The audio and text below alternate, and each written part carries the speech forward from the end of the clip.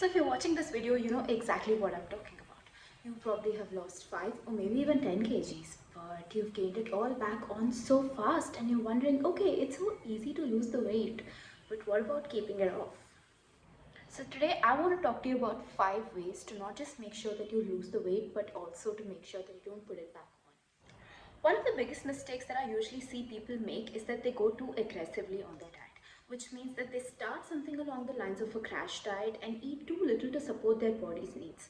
And because of this, once you stop dieting, once you reach your desired weight, you start eating a lot more. Your body will rebel and you will eat a lot more. And this rebound can be so strong that you may gain not only the weight that you lost, but also so much more than that. To ensure that this does not happen, try to start eating in a more sustainable manner. Try to include all the foods that you love, all the foods that you enjoy within your diet so that you are not depriving yourself mentally or physically of any particular foods. So in a long run, you are not depriving your body of any of its needs and you're making sure that your diet has foods that you enjoy. So this will ensure that you don't have a rebound or that you don't binge on any particular foods after your diet. 2. Do not cut out any particular foods, especially foods that you love. So a lot of people usually cut out foods like rice, rotis, or foods like a little bit of dessert to the end of their meals. And these are things that you're generally used to. So restricting them in the very beginning of the diet makes it very difficult to follow. It becomes very difficult for you to adhere to it. And when you cut out foods that you're so used to during the day, what happens is that you start craving for them way too much. And when you crave for them way too much, your immediate tendency is going to be to binge on them way after your diet is done. Or even during your diet, you may have noticed that there are particular foods that you have cut out and you start binging on those exact same foods during your diet and then you call it a cheat meal. 3. Ask yourself whether this particular diet that you're doing right now, can you follow it in say the next 6 months or 1 year? And it's a difficult question to answer, especially in the beginning of the diet, because you're so motivated that you can push through. But say by the end of the first week, ask yourself whether you can maintain this particular lifestyle, this particular eating habit, say in a line of 6 months or a year. And if your answer is no, then this is a diet you should not be following.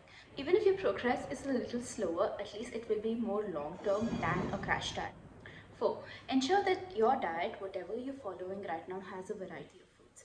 And now when I say this, I also mean that diets like keto, please don't ask me, diets like keto are not desirable in a long run, because you will see a lot of people saying that they have lost a lot of weight on keto but also have put it back on, because carbohydrates are not essential for your body, but they are something that make us feel good, give us energy during the day, and even mentally they keep us focused, right? Because I know that when you don't have carbohydrates, you have this bit of a brain fog, you feel a little irritated, groggy, and carbohydrates are there, especially as Indians, in most of our food. So cutting it off completely is not just undesirable but also unnecessary, because you can lose weight even with carbohydrates in your diet. So make sure that there is variety and you're not cutting off any essential food groups or even the non-essential food groups. Just make sure that you're not cutting off any food groups. So this also means that you can eat an ice cream every now and then. You can also eat a piece of chocolate every now and then. Cutting off foods completely is going to make you crave for them so much. When I talk about variety, I'm also talking about a lot of pulses, vegetables, fruits, grains, seeds, a lot of good fats, good sources of protein, because all of these make up a good balanced diet and also make sure that your health parameters are in check. 5, and the most important thing I would say, is to make sure that whatever diet you're following is doing good for your health. Now say you are on a diet and it's not working out for your health properly, then really what is the point of being on a diet, right? So make sure you get your blood work done, because this is a good indicator of how you're progressing, not just weight wise but also health wise. Because if you see any of your parameters change, get worse, then this is a diet that you should not be following and it is not conducive to your health. So make sure that whatever diet you are on, it fits not just your weight loss goals but your fat loss goals, but it also fits your health goals in. So to sum it all up, make sure that your diet is not just a diet but more of a lifestyle, and that it isn't too aggressive, and also make sure that you're adding a lot of variety to your foods. See to it that your diet is not just for your weight loss but also supporting your health parameters. And 5, that it actually includes a huge variety of foods. So this is my first YouTube video ever, and I really hope you liked it. If you did, please subscribe, ring the notification bell, and also please drop a like because it would mean so much to me. And you can also find my Instagram handles over here or here.